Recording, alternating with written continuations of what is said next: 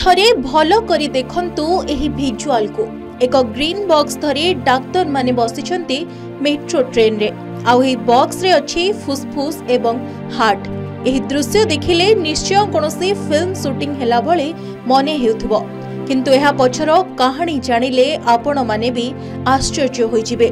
मात्र 13 मिनिट रे 13 किलोमीटर यात्रा करी एही डाक्टर माने बंचाइछंती जनक बहुमूल्य जीवन। कथाटा सुनिबाकू आश्चर्य लागुतिले भी सत 2011 मसीहार फिल्म ट्रैफिक एबे वास्तव जीवन रे सत होइछि। एकदम कोनोसी फिल्म सीन परी ग्रीन बॉक्स रे फुसफुस और हार्ट को नहीं यात्रा करिथिले एक डाक्तरी दल। तेबे कथा सुनी आपण माने भाबुथिबे घटना रे नुआ कोन, डाक्तर माने तो सबु बेले रोगी को जीवन ही बंचाई थांती, किंतु एथर एही डाक्तरी टीम यात्रा करिथिले मेट्रो ट्रेन रे आउ मात्र 13 मिनिट रे 13 किलोमीटर यात्रा करी बंचाइथिले जनक बहुमूल्य जीवन, जार वीडियो एबे सोशल मीडिया रे भाइरल हेबारे लागिछि। तेबे आसंतु जानिबा संपूर्ण घटना कोन। सूचना अनुसार हैदराबाद रो एलबी नगर स्थित एक हॉस्पिटल रे चिकित्सा दिन जणे दुर्घटनाग्रस्त रोगी प्राण हराइथिले। से रोगी जनक ब्रेन डेड हेबा परे तांको फुसफुस और हार्ट को अन्यत्र प्रतिरोपण पई परिवार लोके अनुमति देथिले। एही समय रे सेठाकार अन्य एक हॉस्पिटल रे थिबा आउ जणे रोगी प्रतिरोपण पई अपेक्षा करिथिले।